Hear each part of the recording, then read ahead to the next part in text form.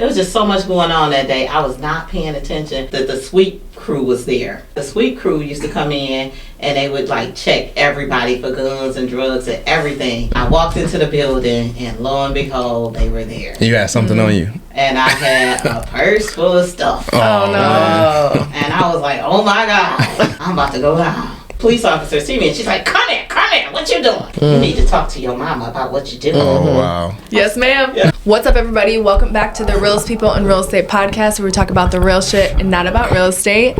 I'm one of your hosts, Brooke Jones, aka the Millennial Agent. What's up, guys? It's your girl Tyra Nicole here. And it's your boy Robert Courtney filling in for Nicole Pay. And today we are extremely excited to have our guests, the real estate extraordinaire, one of the leading EXP teams in the country, Miss LaShawn Peterson Jackson. Thank you so much for being with us. Thank you so much for having me. It is just a pleasure to be here. Thank you so much for making it happen last minute. Absolutely. So you joined us for CreatorCon. Yes. And we were obviously delighted to have you. You brung so much energy. I feel like you were like the final piece to the puzzle of a very well-rounded stage. And so I wanted to not be biased and bring you to the podcast so fast. I was like, because I typically do most of the booking for the podcast. So I was like, I'm going to be patient with getting her on the show. But today we had someone who canceled last minute. And I was like, look, I'm reaching out to 3 people. And you were the first one to hit me back. And I was like, and that's what I appreciate that about you, because you don't play. I don't like play. You don't leave That's you good. on red. Like you respond. Like every time I've ever reached out, you're like, and I feel like I'm that way. I'm not gonna let you. I don't care how busy I am. I'm gonna at least tell you, listen, I'm not available now, but I will get right back to you as soon as I can. Exactly. Yeah. So that's super dope. Tyra, Definitely. real quick, move your I was gonna say, can you guys hear me? No, move your headphone while you're underneath the mic, because it's rubbing up against it and I can hear it. How should I do it? You can put it underneath it. Yeah, there we go. That's better.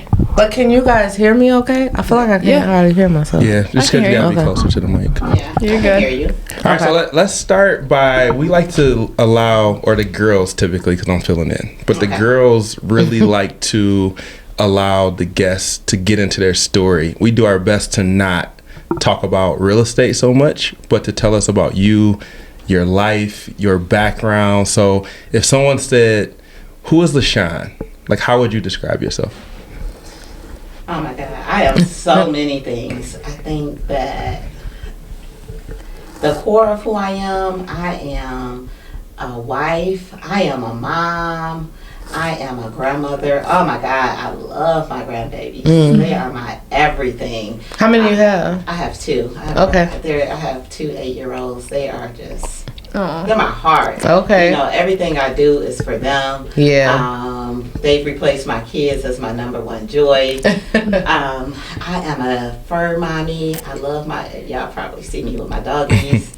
Yeah. So I love my fur babies, you know, and I am, above all, I consider myself, I always say that I'm a dope human. And that's because, you know, I love people. Like I am a human lover.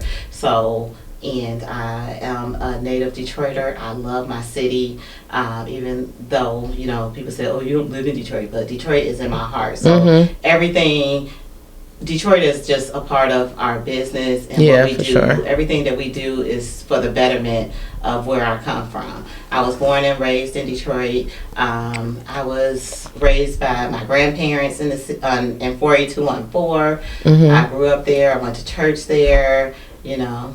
So I have a story like many. You know, I was a mom at 16. I got married at 18. You know. Okay. A lot of storylines. I'm one of those people who I said I have about 5 chapters in my book. Well, let's start with chapter 1. Yeah. So let's go back to your upbringing. You as a child, how would you describe that? I had a great childhood. Like where we grew up, our neighborhood, it was amazing, and I saw it change. Like I'm a child of the 70s. I'm kind of old. I know I don't look it, but I'm old. We don't say old around. Auntie got a little age on her. So I'm a child of the 70s. So Okay. when I grew up in a middle class neighborhoods, like everybody worked at GM, Ford, Chrysler, or the city. All the parents were, either they were like me, getting raised by their grandparents, or their parents worked for the cities.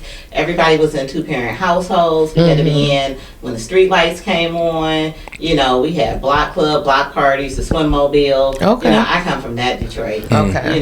Where the rec centers actually had swimming pools at work. I went to school where you got paddled and all that stuff. I don't agree with that though. Yeah. But we came from the neighborhood, where your neighbors could actually, bring you home to get a spanking, or if they were close enough, they can do it themselves. So I grew up in a totally different Detroit. But then the 80s happened, and then crack happened. Okay. So what was that like? It was the most devastating thing that I've ever witnessed, and it's probably still caused me trauma to this day because I watched these family units, where you had mom and dad, mom who took care of the home, and dad who went to work every day turn into drug addicts. You know what I'm saying? These strong family units just turn into these fiends, as they call them. Like people who would sell their bodies for money, or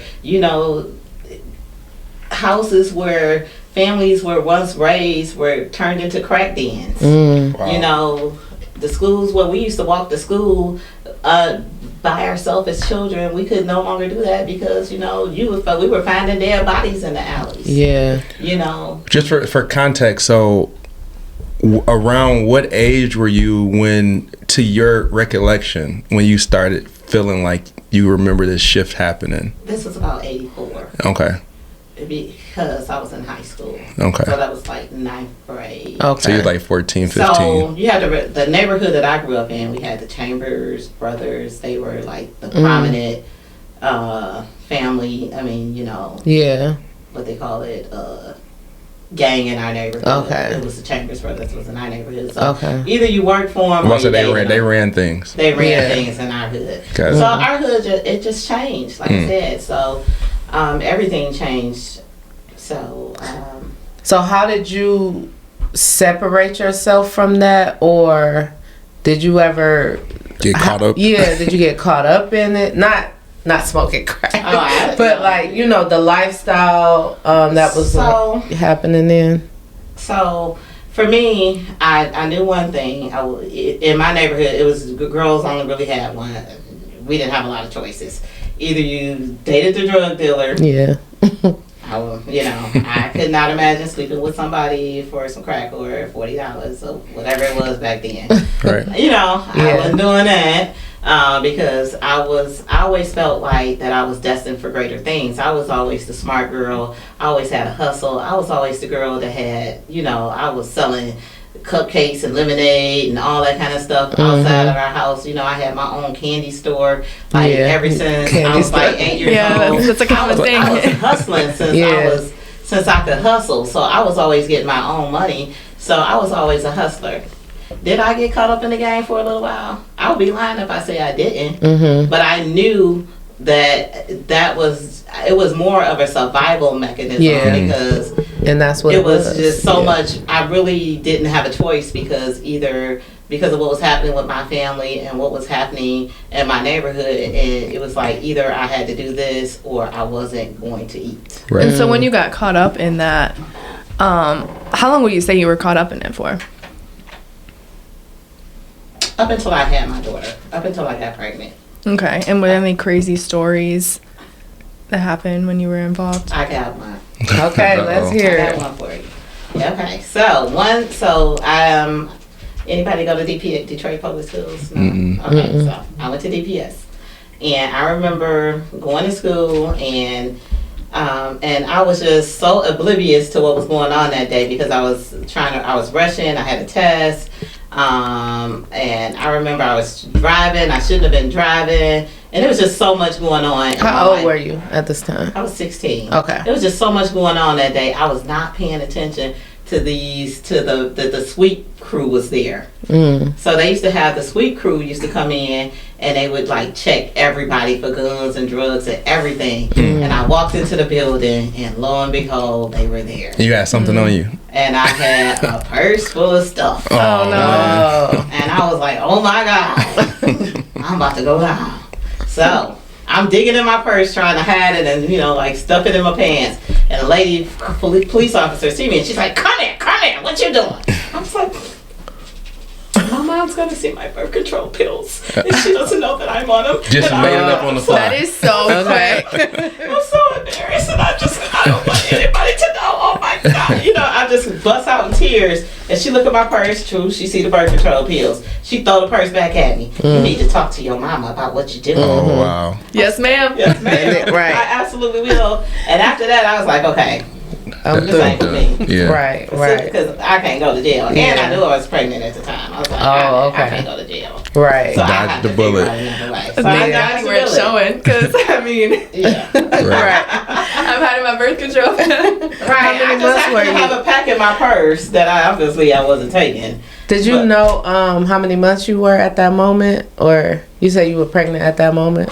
Yeah, I was pregnant at that moment, but I wasn't planning on staying pregnant. Oh, okay. I hope my daughter It was knows. early on. This was baby. We had to talk. Me and my daughter talked about it. Yeah. Hopefully she don't see this podcast. It's okay. So how was that, raising a child at that young age? Yeah.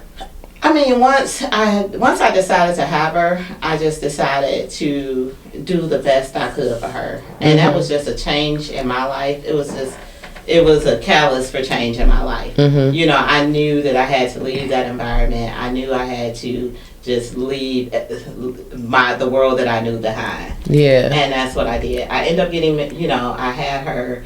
I ended up moving away, getting my own place. I got married at 18, and I just tried to, I did give her a totally different life than what I had. And that is one of my greatest successes in life, is raising my children. Yeah, for sure. So in the life that I gave them growing up, because I put everything, I did the best for them that I knew how to do. Right. So how was that, because you said you was raised by your grandparents, so how was that breaking the news to them that you were pregnant, or how did that go at the time? I think I told my mother first. Okay. Because I didn't want to keep the baby. And I thought my mom was going to roll with me on that. And she was like, well, I don't believe in abortion. I'm like, but sister, I can swear you have one. I don't. We gotta make sure we not skip over this little part though, because you said you were raised by your grandparents. Can we talk about why were you raised by your grandparents? Yeah, we can talk about that. So both of my parents were lifelong heroin addicts. My dad, he changed his life once I became a teenager. But growing up, they were heroin addicts and hustlers. So my grandparents took me from them when I was a baby, because even though my parents had 4 children together, I'm a middle child.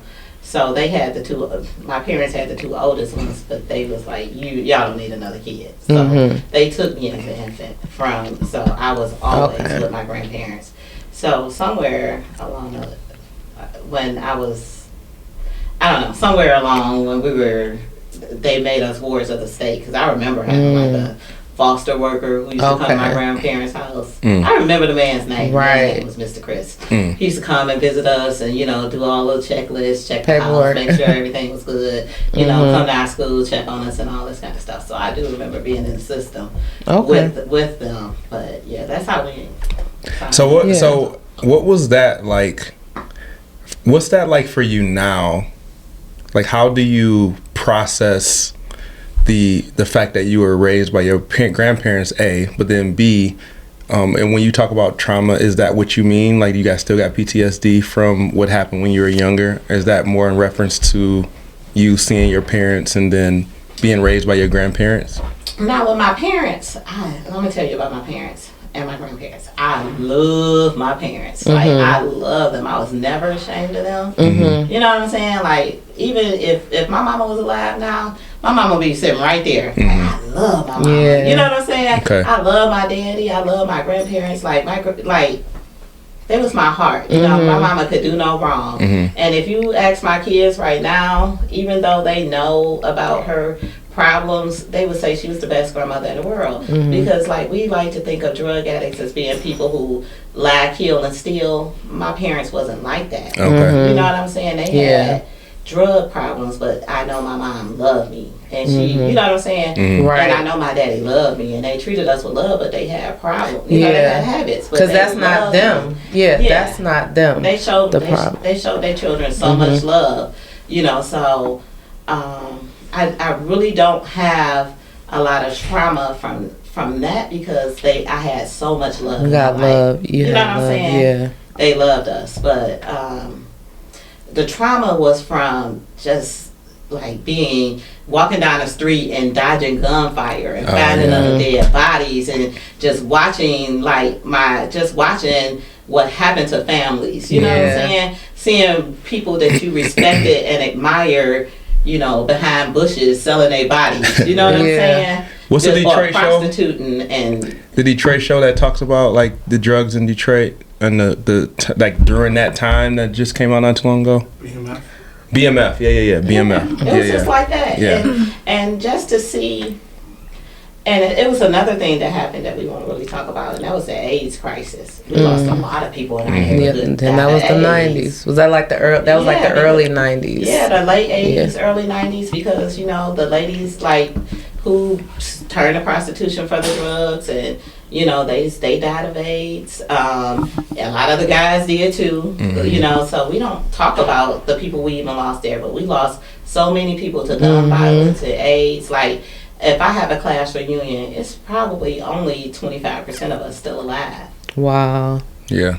Yeah. So where would you say that your desire to be great, like where did that stem from? Like who instilled that in you? What do you think were the big influences in your life around like your early years where you feel like that was placed in you? Because you said you knew you wanted to do more. Like where did that come from? I don't know. I've always been different. If you talk to anybody in my family, they'll tell you she has always been different. I've always been different.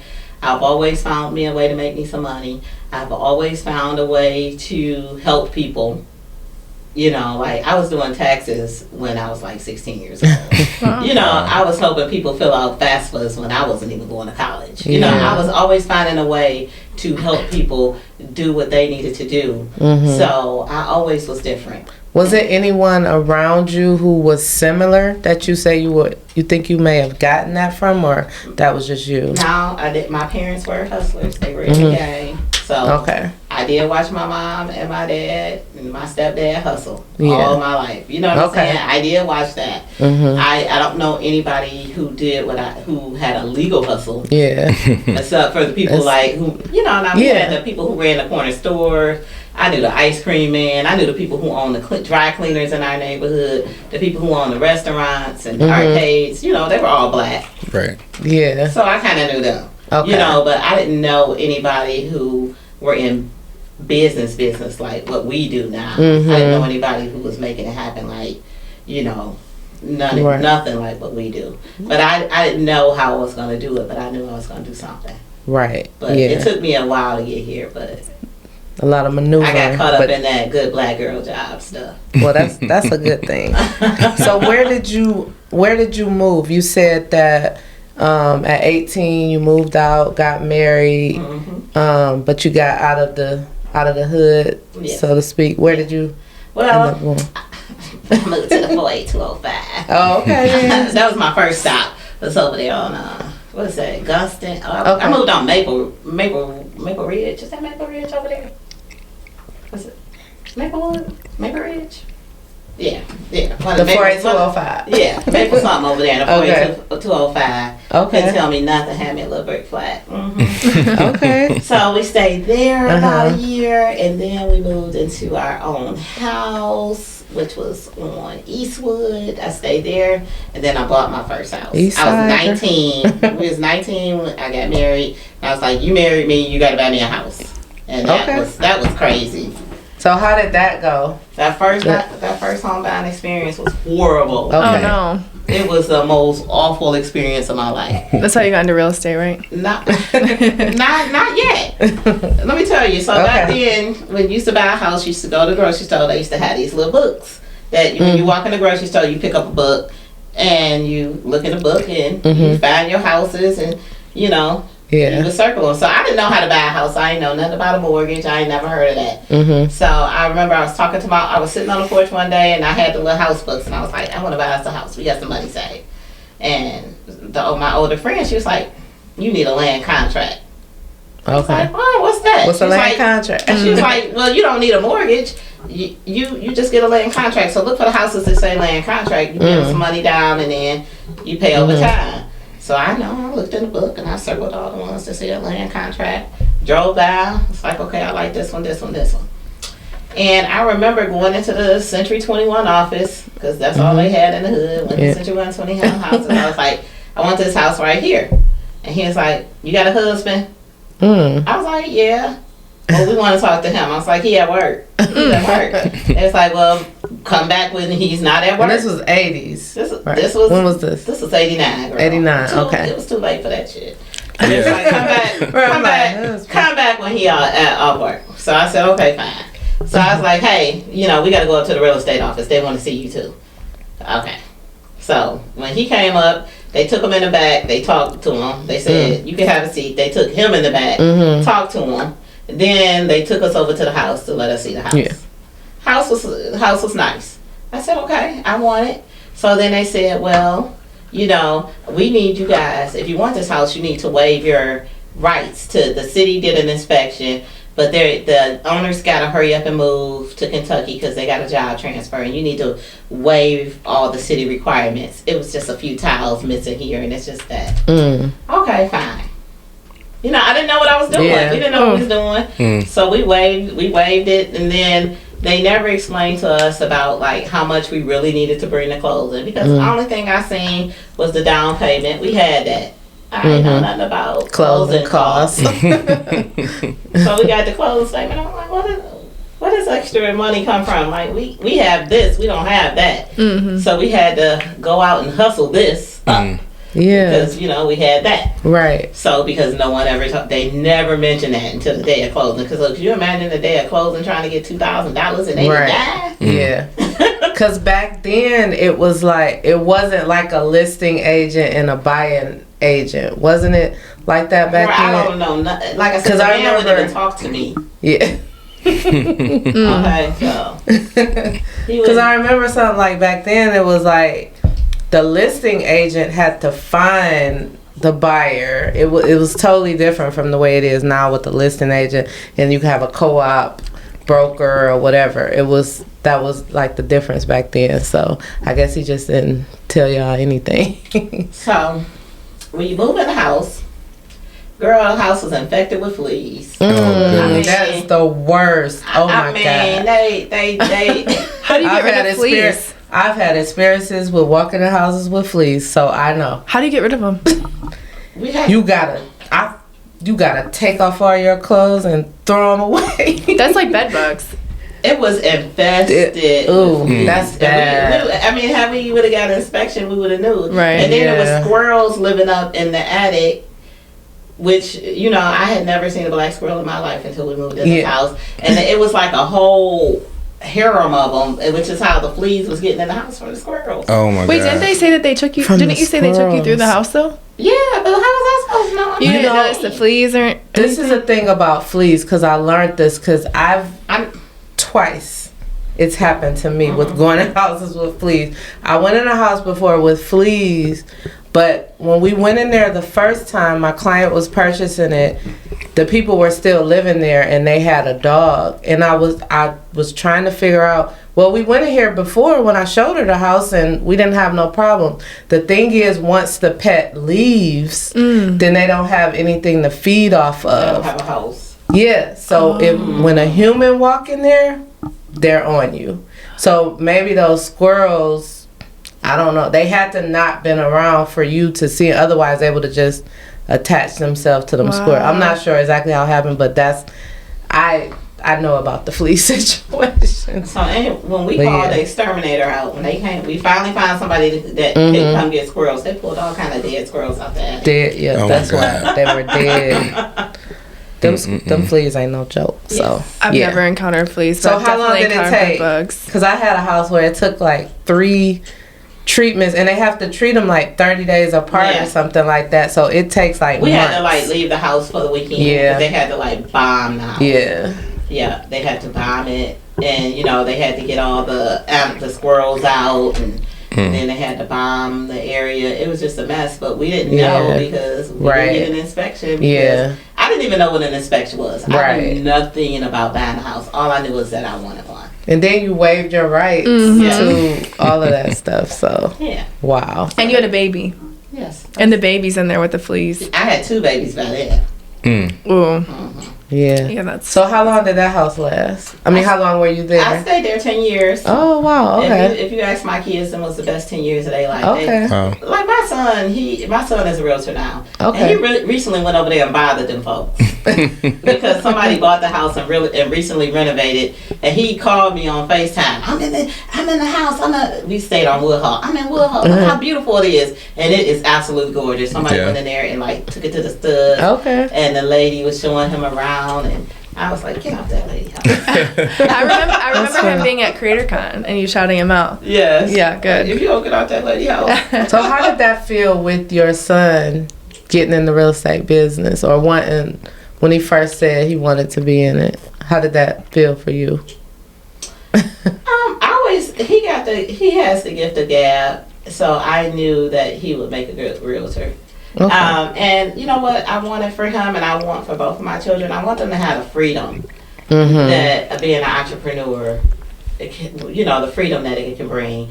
I mean, to me, there is nothing like it. Like working a job is, For the birds.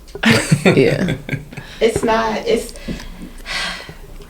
man, it's freedom. Yeah. I want my kids to have that. Mhm. And I wanted that, I wanted him to at least be able to decide if there's something that he wanted to do. But I knew he would be good at it. I didn't think he would be this good, or I didn't know how dedicated he would be, because he has been a teacher for 10 years. Okay. So I didn't know how it would be for him going from the classroom to sales. Mhm. He did it. He's doing really good. So That's I'm great. really proud of How him. about your daughter? Is she doing real estate as well? She's our transaction coordinator. Oh, okay. nice. Yeah. So, Okay. Yeah. She's All still in the family. business. She's Yeah. she's in the business. She's the transaction coordinator for the team. She lives in Houston, but she's also a science teacher.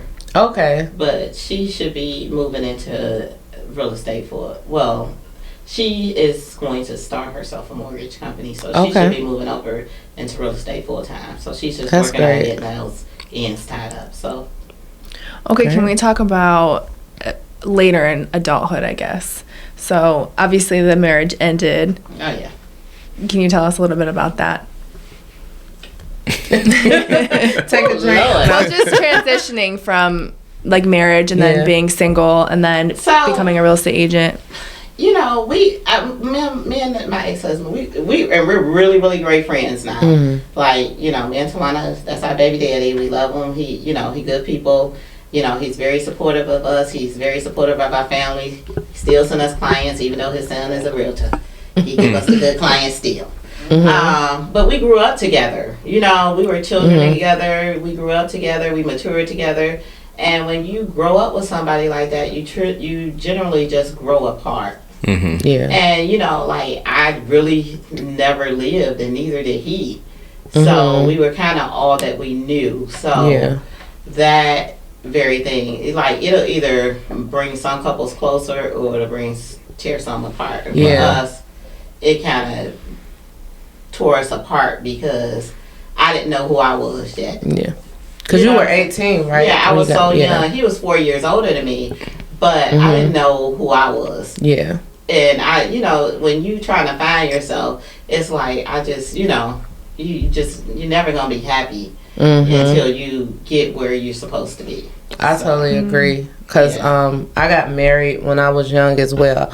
I was 22, so that was a little older. But I just, at that age, like, you don't even know who you are you don't even really know what you like. And there's no way you're gonna like the same thing that you like at 18, 19 that you even like at 25 or 30, so so yeah, I could definitely see how something you just end up growing apart because that's not what you want. Yeah, so I get that. I totally get that. So what was the transition, from the time you were in high school and then you never really talked about how you were supporting yourself, like during that time when you bought the house, like were you just still hustling, like just? No, I had a job. I was about to say, so what? My ex-husband, he got a job. He got a good job, so he ended up, getting a plant job. Okay. So he got a job, and So he was kind of the breadwinner. He was the breadwinner. And I was having, I had kids, and then I got a job. So, but back then the cost of living was low. Like our house note was like $300. Yeah. So the cost of living was low, and you could really stack some bread back then because we used to work in unlimited overtime. Yeah. I used to work nights. He used to work days, and we was just like this. Passing each other. Yes, just passing each other, but we were stacking for a purpose. And it was, we were young. We could do that. We could work 7 hours, 12 days because we were young. So what type of jobs did you have before real estate? So back then, I worked in a factory, like a tier 2 auto supplier. Manual labor wasn't for me. And then I worked in an office at a nursing home, and I was like, well, this ain't for me. So I went to school. I was in school. I was going to be a social worker. Okay. And I bought a computer, and then my son stuck a pencil in my computer. And I remember the guy pulled up to fix my computer. He had a brand new Tahoe. He jumped out the Tahoe. He was fresh. He was, he looked like a drug dealer. I was like, so how much money you make? He was like, I make $20 an hour. This was 91. I was like, oh, do you now? 91, $20 an hour. I was like, oh. Here I am trying to be a social worker for $6 an hour. I was like, wrong field. I immediately changed my major. So I went into IT. Okay. And I worked in IT for 30 years. Oh, wow. Before getting into real estate. And that's what I said. I had myself a good black girl job. Okay. And I did not leave my good black girl job till 2021. Okay. Wow. Okay, that's recent. So IT. A lot of people don't know that. Yeah. So that's a good background to have. Yeah. It's hard to leave a good black girl job in all your life when you're told go to school, get an education, and get yourself a 6-figure job. I had that 6-figure job. I was making good money, had good benefits, 5 weeks of vacation a year, a cafeteria plan. Hold up, time out. So you only been in real estate for 3 years? No. Okay. I'm about to say, give us some context to. No. You just didn't quit that. I didn't quit that job. Yeah. Got it. And Okay. But you was busy. You was busy on the down low building the empire. Yeah. She was hustling. So I was gonna quit in 2020. I had finally got up the courage to quit because. I mean, it's hard. It's hard because my job for a long time was my identity. Is who I was. Yeah, 30 years. It's who I was. I was the black lady making it happen in the corporate world, and IT. It was who I was. So, Tawana was like, "Girl, look at your W-2 and look at this 1099. Make it make sense." So, I said. So I had my 50th birthday party. And I announced that I was quitting then. Okay. Then COVID hit. Oh, right. I mean, like weeks later, COVID came. And I was like, well, maybe I should quit because that made everybody second guess stuff. Yeah, I'm like, everybody in the house. Yeah. Let me just sit down and collect these checks. And that's what I did. I sat down and collect my checks, right? Yeah. Everybody was working from home. Like, everybody was leaving me alone. Everything was good. I was... real estate right here. Yeah. Moving my mouse right here. Why not? Moving the mouse is so real. Like, they tracked your movement, right? They tracked your movement on your computer. Yeah. I can totally attest to that because I was in the mortgage industry at that time. You know about moving that mouse, right? Yes. So I was moving the mouse, and so one day, my manager Googled me. Mm. Once he Googled me, he hated my ass. He found out you were killing it in real estate. Yeah. Yes. Really? He was like, oh my God. He got worried. How did you do both? Yeah. There's no way that you guys can sell this much real estate and you can do your job. But I am doing my job. Yeah. What's not done? Right. What's not done? Right. Like, what's your problem? But then he started treating me poorly. Yeah. And LaShawn don't play that. Yeah. Mm-hmm. Because You want to get he rid probably of got me the and treat- inclination that you weren't gonna be there. Nah, his ass knew I made more money than Yeah. him. Oh, that too. Yeah. That too, of course. His ego kicked in. Yeah, that His too. ego kicked in. Yeah. So when did real estate? Not that we're gonna get into it, but I would love to know. It's Like, still your story. yeah, like when did real estate start for you? And then how long were you into IT when real estate started? So I got licensed in the late 90s. Okay. And I was changing jobs, and I was nervous about it. I was like, oh my God, I'm going into this company. I'm not sure about these people. I never heard of them. I'm gonna get my real estate license because I always loved real estate. By then I had like 3 properties. So, Okay. So I was like, just in case it don't work out. Yeah. I'm just gonna try this real estate thing. Mm-hmm. So I got my license and never sold a house. Okay. Mm-hmm. So Tawana had Tawana, who's my wife. Okay. People don't know it. Yeah, we need to touch on that. She right over here. So she was she had retired from the state of Michigan, and she was being a housewife. Okay. And for the life of me, she got bored. Like, who did not like cooking and cleaning and being a kept woman? Like, what is there not to like about that? But she ain't like the shit. So I was like, Tawana loves to talk. Like, she is a people person. Okay. Like, Are you both extrovert? I'm an introvert and extrovert. Like, Okay. I never talk this much. Okay. Because I know you said you love people, so. I do love people. Okay. But then I gotta go. Like, tonight, I'm probably being in bed all day. I get it. I get it. Yeah. Okay. Yeah. I do love people, but I have to have a recovery. To a certain Yeah. extent. Oh, wait a minute. I got a people day tomorrow. This weekend. Yeah. I'm This being weekend. home. Yeah. Charging my battery. But, like, Tawana is like a super extrovert. She Okay. love people. Okay. And I was like, since she hated being a housewife so much, which I'll never understand that. But I was like, you would make a great real estate agent. Yeah, for sure. I was just trying to give her something to appease her. Probably. Got it. But Tawana's like super smart, and I also told her she should go to law school because she got like this master's of public administration. Which is the next step is to go to law school. I'm like, you should go to law school. I don't want to go to law school. I was like, well, you should be a real estate agent. That might work. So she went and she got her real estate license, and she sold the house. Mm-hmm. I was like, ooh, that's a nice check. Let's go buy a purse. But anyway, and then she sold another one, and then she sold another one, and then she sold more and more and more. And she was like, I need you to get your license. I was like, I have my license.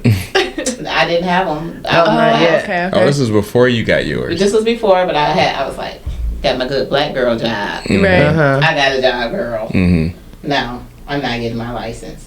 That's for you. I have a Okay. good black girl job over here. Mm-hmm. Don't you see me moving my mouse? I'm good. I'm Put good it on over here. Facebook. I'm good over here. She was like, no, seriously, you need to get licensed. Then she dropped a stack of checks on my desk. Okay. I was like, ooh, maybe I do. This was back when Keller Williams. You ever work for Keller Williams? I did. Yeah. Remember they That used was to get my you them paper- second. Remember they used to get you them paper checks? Oh yeah. I was like, yeah. shit. I do need to get it. So I went and got Them paper licensed. checks was Yeah. good. Yeah, well, you can see that money in them paper checks. Yeah. So I was like, okay. So I went and got licensed, and we became Team Peterson Jackson. We was at KW, and we took off. So you started at KW. Yeah, she was at Tawana started a boutique brokerage. I couldn't work there. And What was the name of it? Oh. she was at Bowers. Oh yeah, I remember Bowers Realty. Yeah, I remember them. I couldn't do that. Wait, who's Peterson? Who's Jackson? I'm Peterson. She's Peterson. Jackson. Okay. Yeah. So we went because I was used to a corporate environment, so I needed a corporate environment. Got you. So, and it was just because it was stupid. now looking into what I know about real estate, and I can see why some people choose corporate environments over boutique brokerages because they're stupid. Yeah. But anyway, y'all stupid. Now I better look at Tyra. But that was a lot of. They did a lot of like bank owned and HUD back then. So this was 2017, and this when the home. That was This when the homeowner market started coming back. That's when your clients used to bring a penny to the table. Yeah. Remember that? Yeah. They would come to the table, closing with a quarter and all that stuff. Y'all talking about Bowers? Well, yeah, I was speaking of them. They used to do a lot of like bank owned and real. Like that was back. Yeah, that was. Yeah, like 2010, 2009, around that time. Yeah, when we got in, we started just telling people about home ownership, and you would think that people never knew that they could buy homes. Still don't. Yeah, I was about to say that's kind of stupid. It was crazy. Yeah. Like we were really selling people homes that were bringing up quarter to closing. And this went on for probably until about middle of 2018. Then the banks started getting tighter and tighter and tighter because the economy started growing and growing and growing. Coming back, So, but that's how, we blew up during that time. Yeah. So. Especially with her being an extrovert and loving people. Both of you guys love people. I could see. Yeah, we were it was a doing good 100 dynamic. deals a year. That was crazy. Wow. Just without a transaction coordinator. And me moving a mouse. Yeah, I get it. And you were still doing IT. Yeah, I was still doing IT. But I was doing all the marketing. So what finally made you just say? Was it the boss that just started? Yeah, trying to treat you. Well, he treated me bad, and I can't take that. Yeah, that's one. I'm very protective of myself. I'm not gonna let anybody treat me bad. That's just come being old. That's just come being old. I think. Nah, I'm gone. I don't know about the old thing because I think I've been like that. I'm very very protective. Especially if I never disrespected you. Respect is it's crucial. Yeah. Now I need to hear about the romance. How did you guys meet? Yeah, we skipped that part. Yeah, I was about to say we can't skip the best details. Cause look at that big smile on your face. So yeah, and then also I keep watching how intently she listened to you tell these stories. What's she about to say? All right, so we how see did you guys meet? The connection is strong, obviously. So we met in a Facebook group. I had a friend, so she put all her single friends in, and I put all my single friends in because she and I were both single, but we were just homegirls. So we started a lesbian single friendship group. Okay. And we dropped everybody in the group, and Tawana was in there. And we met in a Facebook group. Who made the first move? I made her make the first move. Okay. And now I need to rewind even more. I know he was going to.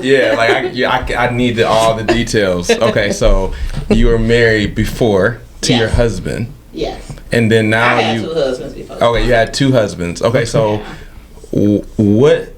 When did the transition start? When did you realize husbands weren't for you? Have you seen me? I was about to say, did she make you realize that you clearly was making the wrong decisions in the past? Or did you always kind of no.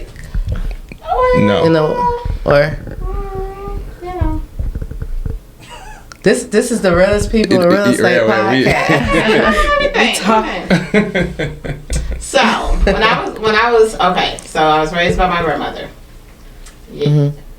How much time is? We good. We got some time. We got some time. Okay, y'all gonna be doing a part 2 with me. We say that about everybody. We gonna do a part 2. Okay, so I was raised by my grandmother, and I had a friend that lived 3 doors down. She was a lesbo. That's a lesbian.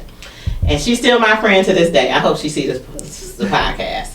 So she had a girlfriend, and I used to always hang down to her house, and I would skip school down there.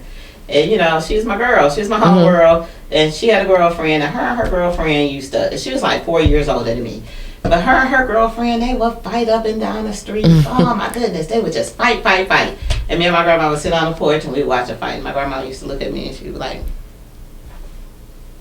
you know, two women can't be together. They drive each other crazy with what they do to each other. You remember that? She always used to look at me. I'd be like, well, what about Shannon? She's sitting over there. Why are you talking to me? Right. She just got that. She had that vibe. How old were you again at this time? You said? I was like 13. Okay. Why are you talking to me? Because you the one that dressed like the boy. I was like, you know, I was super boyish back then. You know, like I was in top 10s, Adidas tracksuits. I wore nothing, you know, I didn't wear girl clothes at all. You know, I was D-boy fresh every day. Okay. You know, no so the signs was there early. The signs was there early. Did that ever when did that transition, or did it like the tomboy phase? It took a while. Okay. Because I know I went through like a tomboy phase. I was in my 30s before I started really getting dressed and feminine. Okay. Well, it wasn't that long for me, but yeah, I mean, I started, you know, I would have my moments where I did girly stuff, but if you even looking back at my club pictures, I'd be like, did I really have to wear this? Like, why I had it on? You know what I'm saying? I always had a little pimp walk on. Okay. But I was just too curvy to wear too much boy stuff. You know what I'm saying? Okay. So when you got a big old booty, you can't be walking around sagging and stuff. Yeah. Yeah, I got you. That's great. Yeah, I mean, I always knew. So it was always kind of something there. Yeah. Yeah. Got you. And you just figured you would not go against the grain. So Tamara is not my first. Okay. Yeah, she's not my first relationship. I know it kind of seemed like it, but we both done had others. So have you? So can you tell us about like some of the things you may have experienced with being a lesbian? Just the way society is and everything. So most of I don't think that I have noticeably experienced. I have experienced more things being black. The most racism, the most hate I get, and it's from black men. Shame on y'all. Black men are horrible to us. And I don't know why that is. Like, yeah, that's interesting. I don't think I've ever heard that before. It's black men. Can you give an example? I mean, yeah, like I would love to know like how, like, is it just blunt disrespect? Is it like innuendos, like shade? It could be both. It could be both. It could be both. It could be both. It could be indirect. It could be just their words, their actions, just things that they do or say. Like, even like it could be as bold as men to want to be in a club and a man walk up and just start playing in her hair. Like, why would you? Oh, you know what I'm yeah, saying? like almost like they don't take it serious. Like, yeah, I could see. Or just disrespectful. That. Yeah, that's just yeah, that's disrespectful. I've heard that. I actually was listening to this podcast, and the girl's podcast, she's bi, and she talks about how people sexualize her relationship with women. Yeah. When she's out. So you guys experienced that. Yeah. Yeah. But it's always black men who do it. Or it's just the whole disrespect thing. I mean, even in the business world, I will hear things about me or myself or Tawana that don't have anything. I mean, like, oh, they're mean, they're bitches, they're this, they're that. Like, what? Yeah. Like, that's crazy. And I'm not gonna lie. Like, I've heard that, not that specifically, but I've heard that. But then when I did finally meet you, and even now, like, I don't get that from you. So I'm not saying that I heard someone call you that. I'm just saying, but I've heard. I'm saying it's and I think that is so unfair that people do that to us. And it's always black men who do it, and I just think that's so unfair. So, Do you think, I mean, from a business standpoint, and people come up with these stereotypes, basically, like they just come to their own conclusions. They don't even know you. I think you guys were talking about that before I came back in. Like, where have you ever put any thought to like where that might come from? I think it's their own insecurities. It's their own insecurities. Yeah. Because I have my black men mean everything to me. Like my son. Even Chris is like my business. He is our business partner. He is like next to Tawana. He's like the most important person in my business. You know what I'm saying? Like, we take Chris everywhere. Chris, is it? Yeah. Oh, this is Chris. She's pointing right at him. I didn't realize that. We take Chris everywhere with us. You know what I'm saying? He wasn't here when you introduced. Yeah, no, I wasn't. Okay. I don't think he could be more of a man than Chris. That's what's up. No, that's a beautiful thing. I love it. I don't think you could be more of a heterosexual testosterone-filled man than him. So I feel like I'm on the outside looking in when it comes to real estate, and I feel like this has to be talked about because I feel like it's such a real thing that happens in you all's world, and the way people judge and assume and draw conclusions. I do marketing. I do social media for every industry. Automotive, hospitality, lawyers. Like, we work in every field.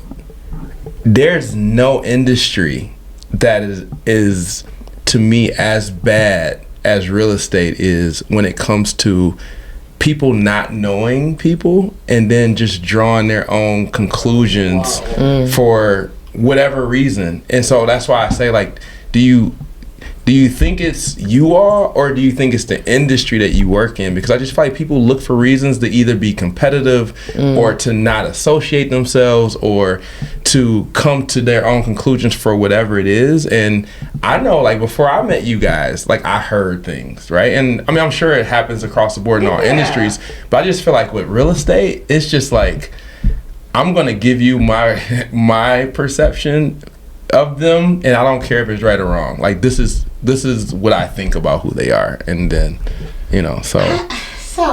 and spread it around. Yeah, like, I was talking to we were talking to this young lady, and we were talking to her about joining our team, and she said, "Well, I talked to somebody, and they said that you guys are mean." and they're pretty close to you. I said, "How do you know they're close to me?" "Well, they said they were." I said, "Well," I said, "Are they my family?" "No." I said, "Are they on my team?" "I think so." I showed them a picture of my team. I said, "Are they one of these people right here?" Right. I said, "You don't have to tell me who, but are they?" "No." I said, "Well, how are they close to me?" How are they close to me? Like, why? How would they even know? Yeah. Why would they think I'm mean?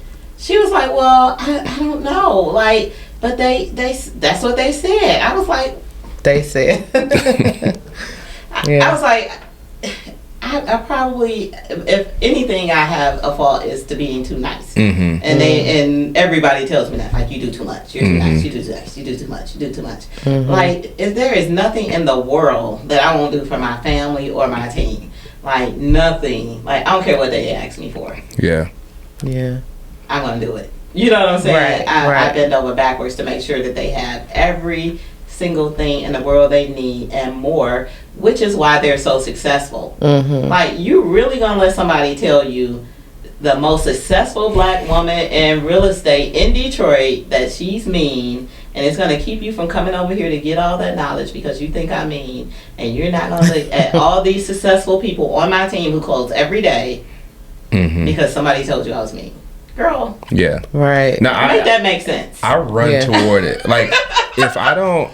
Make that make sense. If I don't know someone in any industry, but if I don't know someone and then someone has something bad to say or have their own stereotype or whatever, and I've never met them, never had an interaction, you're making me want to go find out for myself. Me too. Because it's like, you don't become uber successful without doing things right. Like, there is a reason that you've arrived to the point that you are, and clearly you haven't taken the time to find out anything more than what you've seen or heard or been told. And so now it's like, okay, well, now I really want to go and meet this person and get to know this person, because it doesn't add up. Like, that doesn't add up. Right. Yeah. So, no, I think it's really interesting how real estate goes. It's crazy. Like, one of the top agents on my team, one of the best selling agents on my team, somebody told me don't take her. They was like, oh my gosh, she's dumber than a box of rocks. She's that. That girl is the biggest hustler that I've ever met last year. Yeah. Yeah. You know, the biggest hustler I met last year. Worked from sun up to sundown, great, beautiful person, team player, everything you would want in someone on your team. But if I'd have listened to what people said, that's true. I never would have gave her a chance. Right. So what do you attribute your success in life? Like, what qualities do you think you embody that has caused you to reach the levels of success that you've reached? One thing about me is that I'm a student. If I wanted to know how to be successful, I am going to surround myself with successful people. I make it a point to seek those people out. If I don't care if I have to pay them, if I have to stalk them, the people that I want to be alike, I'm going to find a way to get in their presence. Okay. And learn what it is that I need to learn from them. Yeah. And so whatever, if it's a system that I need to learn, I'm going to find who are the masters of that system, and I'm going to learn it. If it's a tool that I need to learn, I'm going to find the best person that can teach that tool to me so I can learn it. You know, and that way I can bring it back to my business and to my people. So that's one of the things to my success. Creating an environment for growth is one of the things that I've learned, over my 30 years in corporate America. I know, what it takes to keep people motivated, I know that recognition matters. People like to be recognized for their hard work more than anything in the world. You have to, recognize people's achievements and celebrate people. For sure. Do you think you took a lot of what you learned from corporate America and brought it into your business? And that's what absolutely those things have contributed to the success? Absolutely. Yeah. Do you feel like going from a corporate environment to being fully 1099 was a challenge for you? It was not. I thought it would be. It was scary, but it was not. It was scary, but it was not a challenge. I mean, I stepped right into it. I remember talking to someone who did do it, and they was like, "You're gonna miss that paycheck. You're gonna miss every day that your paycheck used to drop. It's going, your heart gonna sink." I never missed that paycheck. Why would someone even say that though? I never once missed that paycheck. Because everybody puts their own feelings. Yeah, it's like, I know how much money I need to make every month, and there's no cap on it. I know I know how much I need, and I know what I got to do to make it. Yeah, and I think you did it. You did it the way. Obviously, I have so many conversations with people who the question that they ask is, transitioning from a corporate or a full-time job 9 to 5 into entrepreneurship or being your own business owner. And I tell them, like, you don't have to go cold turkey. Like, you don't have to quit or leave or walk away, right? Like, it could be a slow process. It can be a gradual transition. And I think what you did is the blueprint. Like, that is the way to do it. Like, in my opinion, the perfect way to do it. Nobody wants to be poor. Yeah. Right. Yeah. In my opinion, it's like when you are in that position where you're working a full-time job or in corporate America or whatever, and you're trying to see when you'll transition, literally you'll know. Like, you'll know when it's time. Like, you'll know, okay, that's it. It's time to move it on over. So it's not a matter of, if you got to ask yourself, I'm not sure, I don't know if I should do this yet, then no. What you shouldn't do for real estate?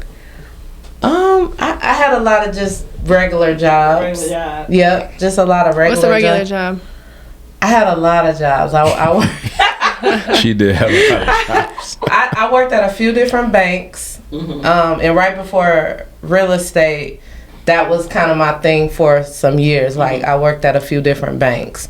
Before that, it was just like a clothing store, a restaurant. I worked at I actually learned a lot of what I've taken into my business now. Because when I first graduated high school, I worked at like a family-owned business, NOFS. I worked at like a family-owned business for altogether about 5 years. And it just really genuinely showed me like how to run a company. Because I was like right there in the trenches of a family, like running this big, huge, actually multi-million-dollar company. So I saw a lot, and I feel like I took a lot of that into running my own business. So Yeah.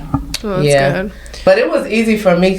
Actually, I did a newspaper route even before that, and I did a paper. you did a route newspaper before. route. And hey, to this day, I would say I like my newspaper route. The only reason I quit because it was too much wear and tear on my car. But besides that, I like the newspaper route. I But had a wagon, girl. oh no, it wasn't back. I was driving around tossing. You were the tossing one out that my was car. tossing the papers at the windows? Man, I perfected that toss. Toss the paper, keep on going, or slide it in the slide. But I was doing it like Farmington Hills. Walk down there. Nah. I was in the car. And I was doing it like in Farmington You had to walk out Hills. your driveway. Oh, yeah, yep. I did that. But, All right, we got two final questions. We'll end with our final questions we always ask. So, what is one thing that people don't know about you? I don't know. I think I done told it all. That's what everybody says. But there's got to be one. Yeah, it's something. It's always something. Let's see. I was Miss Move something 1990. Miss Move Tell something. us about that. What's that? She was looking like, what? That sounds like a 1990s. It's Miss Move something. That's a 90s. This is a funny story. So me and my girls, we used to go see the male dancers before we were at 21. Okay. And in 1990, I was 20. So they used to have these dance contests where they used to let the girls up on the stage. Oh, Move something. And they used to put on Luke Move something. And you used to have to move something. Okay. And I won the title of Miss Move something 1990. Okay. I don't know, my brain went to real estate, like moving furniture I know or that's something. what she- You're like 20, you too young to be moving furniture. I knew what she said in the 90s. It was She Miss was Move moving something. furniture, right? Nah, okay. So we got one other question for you. What would you tell your younger self? What's something that you would tell your younger self if you could go back and talk to yourself? Oh, girl. I would tell my younger self to love all your flaws. I like that. They're really no big deal. Mm-hmm. This is just a shell. It's just a shell. Love it all. It's nothing. I like that. Because at 53, you gonna love it. Yes. So you might as well love it at 23. You might as well. I gotta ask a question on behalf of Nicole because this is what she would say. Okay. What's your life number? Oh. Do you know your life path number? We talk about life path numbers. So your life path number is your full birth date added up. And we could talk about it after hours, but I mean, Well, we can say what her number is. Yeah, I just want to know what the number is, if we and get then the we can get into calculator we can get into a different conversation. Let Tony and, or sorry, Ty, hold on. Let me see if I Ty can and guess wrap it up. before we figure out. First, okay. So I think she's a 4. I think she's a 5. She's definitely a 4. You're a builder. You are a builder. Okay, what's your actual birthday? Wait, come on, calculator. But 2/7/1970.